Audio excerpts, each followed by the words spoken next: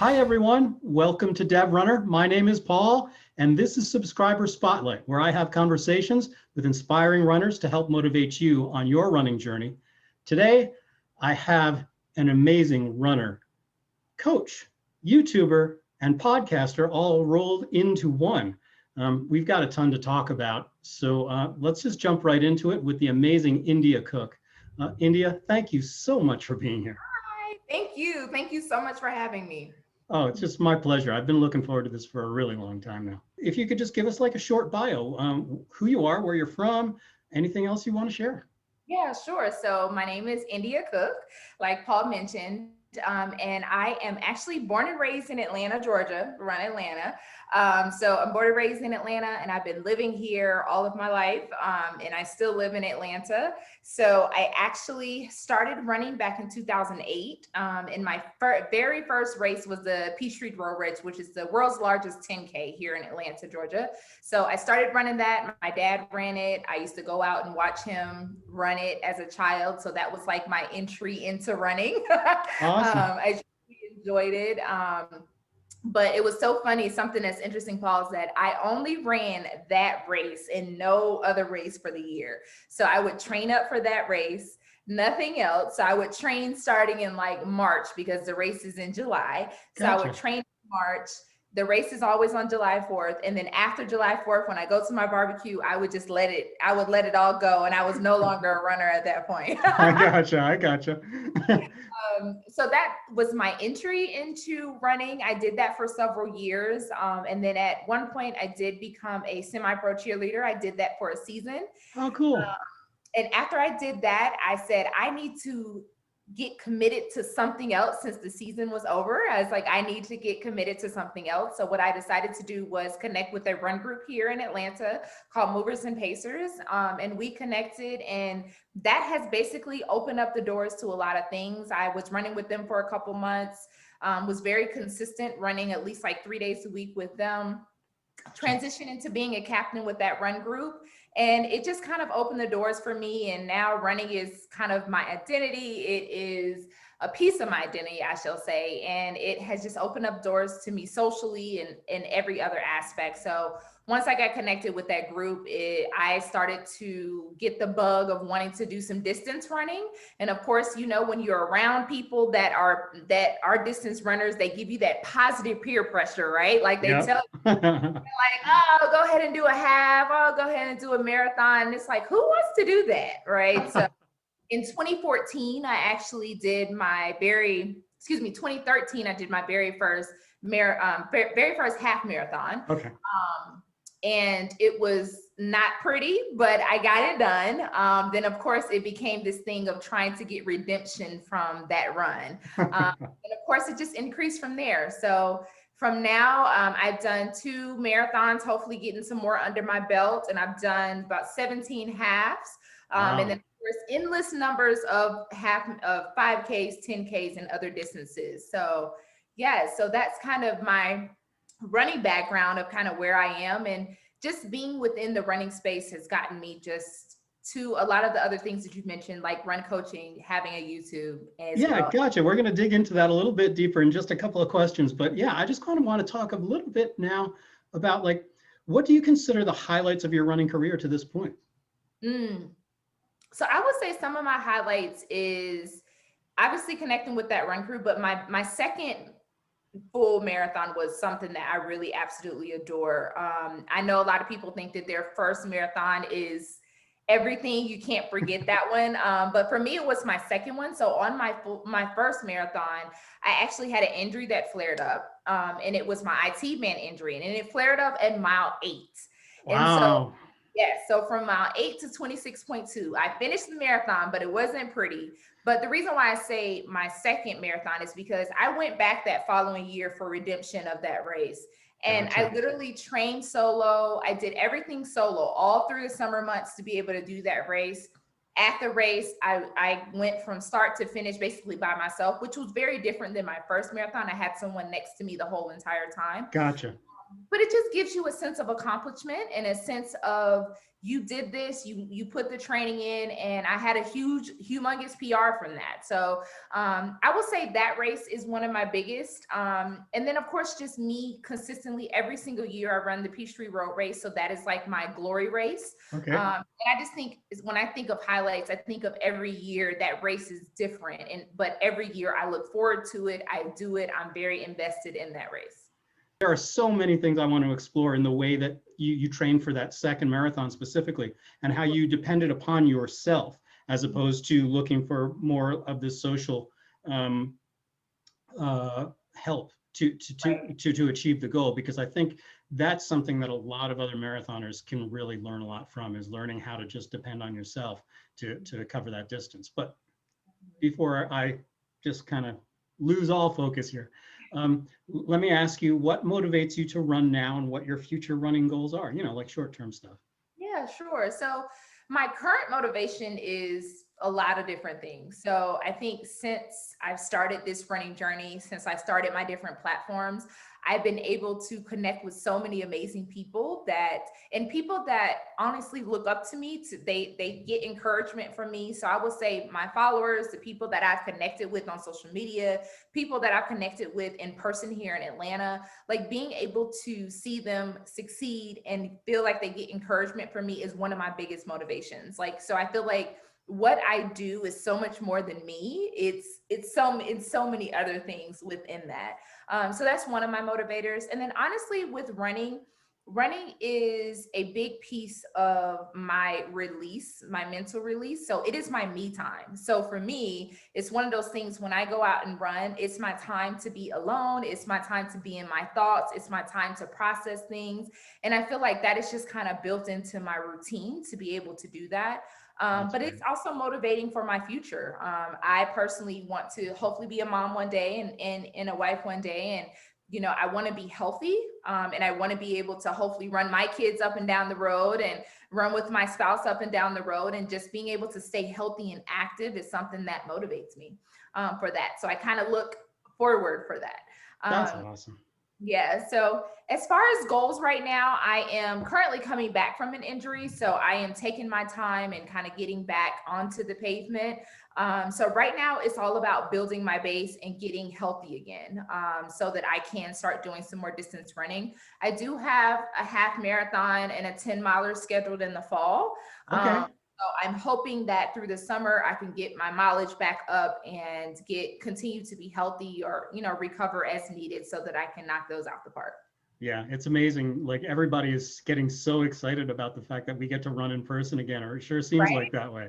Yes. So good timing. I'm glad your injury is sort of on the mend at this point. So great news there. Thank you.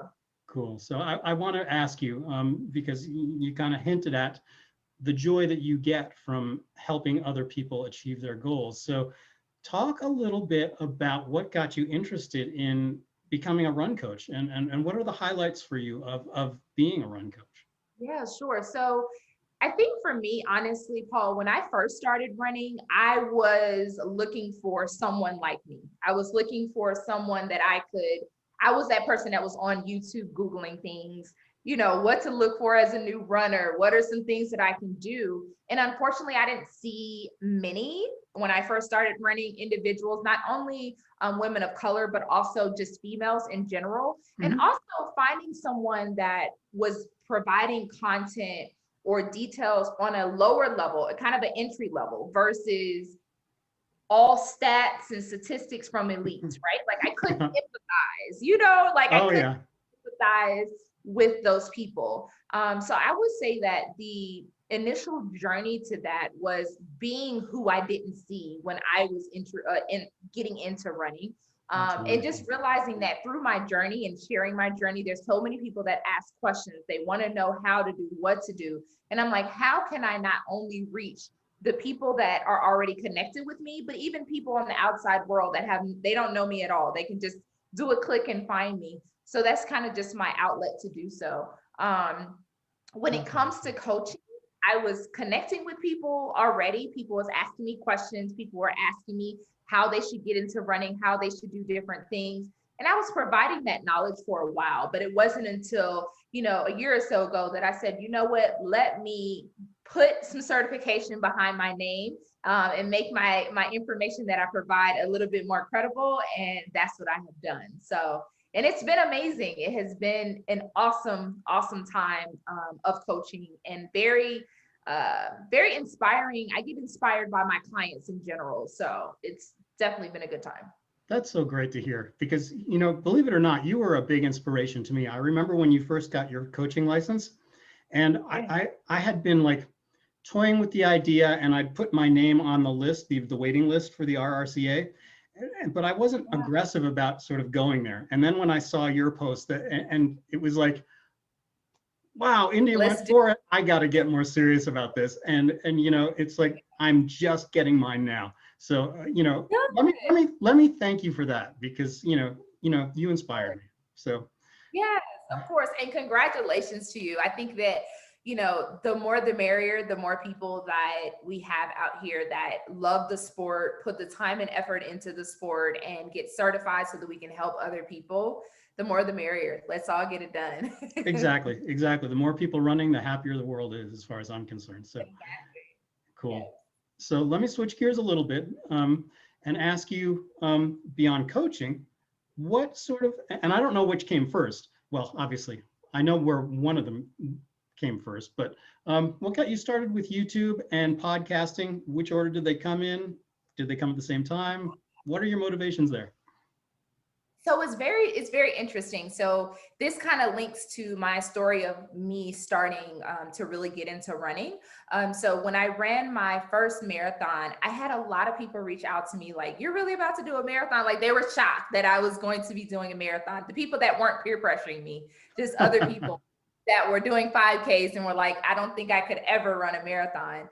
And so through that time, I decided to vlog my experience through my marathon training plans. So in 2017, I actually did vlog, but I didn't do it on YouTube. I did it on Facebook. So I would just record a video and I did it on Facebook. So I did a weekly vlog, but it was more so a check-in from my 18 weeks of training, the highs, the lows, how I'm feeling. It wasn't as out and about as I do my videos now. Like, you weren't technically running with me. I didn't have a GoPro. Like, it was very, very low maintenance. Yeah. But I started then. So 17 and 18, I did my vlogs just on Facebook, and those are still available on my Mouse from India Facebook page. But I did that there. And it just was one of those things where life took over. And of course, as you know, YouTube can be a lot with videoing, editing, content, all of those things. Yeah. So I took a step back. And during that time that I took a step back, I was asked by one of my run friends, who is now the co-host with me on my podcast, the RUnDuo Podcast, to do a podcast. And it was perfect timing for me, Paul, because it was one of those things where he was like, "You don't have to edit." I was like, perfect. That's awesome. Let's set something up. Let's do a bi-weekly podcast. And it was one of those things where he knew that I really love running. He knew that I would be able to, I was okay with being in front of a mic, being in front of a camera. And so he was like, it would be a perfect fit. And of course, for him, it was him wanting to have a female intel on running things, because, even though we're all runners, having a kind of a view from a female side is just a different perspective at times. Absolutely. So. Yeah. I mean, yeah, especially when you consider the fact that like more than half of all runners are women. It's nice to have some representation out there. Exactly. So the podcast was birthed in 2018. And so I've been doing that bi-weekly. Every other Tuesday, me and Tommy, we record our podcast, and it's been religious. Like, we haven't missed a week. So we do that every other Tuesday, and that's usually where I am in the evening on Tuesdays recording. And YouTube was birthed, my channel, actual YouTube channel was birthed in 2020 during the pandemic. I felt it was a little bit of a push for me, kind of like you mentioned, it was a push for me the pandemic was a push for me to get my YouTube started, because I felt like not only was I seeing an influx of runners, because people couldn't do anything else, couldn't go to gyms, couldn't do this. I just felt like it was a perfect time. I transitioned to working at home, so it just allowed me a lot more wiggle room to be able to do it. And the pandemic just was like, listen, step out your comfort zone, get back into the video and you have the time, you have the space, you have the, everything. And here I am, it's flourishing. That's so cool. Yeah, it's funny. We've got that in common. Even though we're vastly different ages, I feel like as far as YouTube goes, we're sort of the same generation. We sort of started right there at the beginning of the pandemic, and we've just kind of been doing our thing since then. So that's so cool to hear. Yes. Oh, all right. So I want to ask you, this is like sort of like a very big sort of question. Answer it any way you want to. How has running changed your life for the better? In every way. Okay. That's good to hear. The reason why I say in every way, not only physically, so it definitely helps me to maintain and sometimes lose, because it's not always losing when it comes to running. I think people assume that with running you just lose, but depending upon what you eat. So not only physically, but just mentally, like I said, it's my stress relief. It is my way that I can go and just kind of release on the day. And honestly, Paul, is something that I've learned that I really like running because it's something that I can control, right? Like you are the person putting one foot in front of the other. You are determining your pace. You are determining where you're going to run. Like you are determining all these things. And so it's something in my life that I can control. And I can just kind of let go, get that runner's high, zone out, and really enjoy it. But it also has really elevated my social life as well. It's something that socially, I don't go to a race here in Atlanta without knowing someone. And I rarely travel to a race without knowing someone. So socially, it's just kind of opened up this world of all of these people that were associates, but now are friends, and some turn family. And it's just been great. So I think all around, it's been a great outlet for me. That's so great to hear. That's so great to hear. And that's something that people don't realize when they first get started running.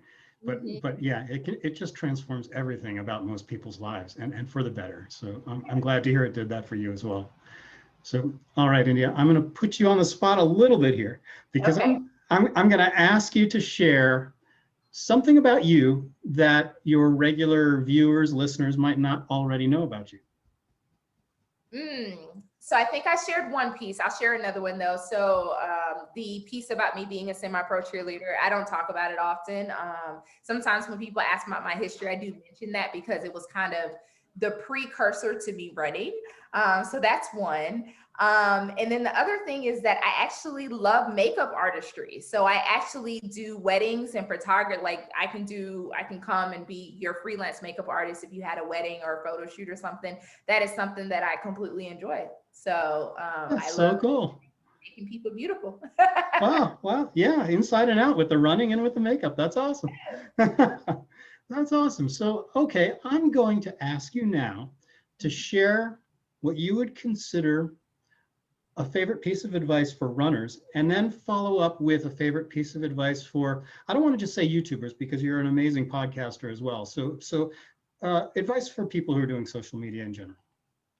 So I think I can give one generic, and then I can break it down if you want to. Just start for all of those, because I know that there's people that aspire to be YouTubers. There's people that aspire to have their own channel, have their own podcast, want to get out and run.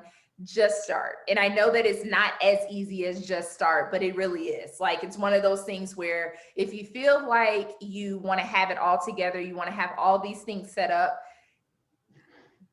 you'll never start. Yeah, exactly. There's always a good reason to just wait a little longer.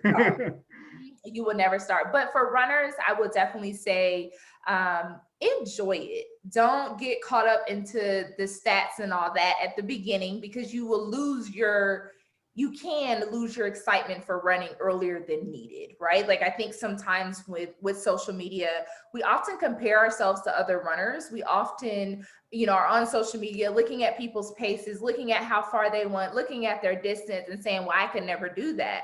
But your journey is your journey. And you have to stay within your own personal journey. Everyone that's out here running a lot of miles and having these speedy paces, they had to start somewhere, just like you have to start somewhere. And it just may be at a different trajectory, but you can definitely get there if you put your mind to it and give it some time and be patient.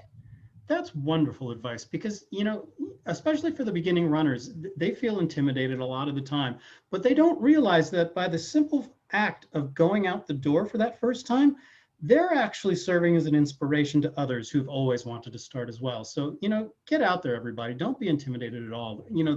The people like the amazing India, and all the coaches out there in the world, we're ready and waiting to cheer you on. So don't hold back. Get out there. So. I tell people all the time, and this is just another tidbit, there's always going to be someone trying to be where you are, and there's always going to be someone a little further than you, if that makes any sense. Like, Absolutely. there's always going to be someone, you may be stressed out about a 10, 11, 12, 13-minute mile, but there's someone doing 15 and 16-minute miles that would love to be at that 13, and then there's always going to be someone that is going to be doing your 9, 8, 7, 6s and 5s and 4s, but that's okay. Like, be where you are and accept that you are where you are in your journey. Wonderful, wonderful. I don't even want to add anything to that because it's perfectly said. Cool, India. I want to give you the opportunity to share all the different places people can find you, because I think you probably just made a lot of fans in this during this conversation. Well, I do have an official website, and that is Miles from India. That's my brand. So milesfromindia.com is my website. And on that website, you can find all the other avenues where you can connect with me. So on there is also all of my coaching information if you want to connect with me via for coaching. You can also email me at milesfromindia@gmail.com or contact@milesfromindia.com. And then on social media, on my Instagram, I am very heavy on my personal Instagram. I do have 2 separate accounts, but my Miles from India Instagram is more for my posting of my vlogs. But then my personal Instagram is I of Indigo Runs, and you can also find me there. And then on my podcast is the RUnDuo, and that is the RUnDuo Podcast, and that can be found on Podbean, Apple Music, or Google Music, Google Podcasts, all of the major podcasting platforms. You can find that podcast. And then of course my YouTube is also Miles from India. So, and with Miles from India, I'm almost at a year on the 30th of June. I'll be at a year of being on YouTube. So definitely show me some love over there. Absolutely. Absolutely. There's a couple of things I want to say. First of all, everything you just said, I will share in the show notes below. So everybody just take a look below and you can get to all those places really easily. And I want to say congratulations on the 1-year anniversary on YouTube. And yes, everybody, I think this is about over. So when this ends, go over to India's channel and subscribe. You will not be disappointed. There is some great stuff on there, and it always keeps me entertained. So with that, India, thank you so much. I really enjoyed this, and I hope you have a great night, and we'll talk again soon. Thank you. I really appreciate it, Paul. All right. Have a good one. All right, you too.